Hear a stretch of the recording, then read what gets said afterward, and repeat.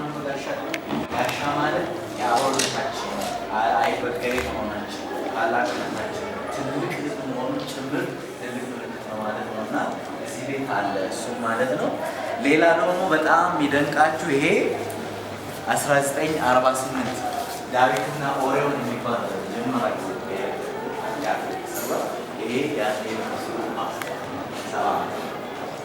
ይሄኛው አስሩ ቢሸጥ ብዙ ሚሊዮን ዶላር ነው የሚያወጣው። ሌሎች ምንጮች ነው ማለት ነው።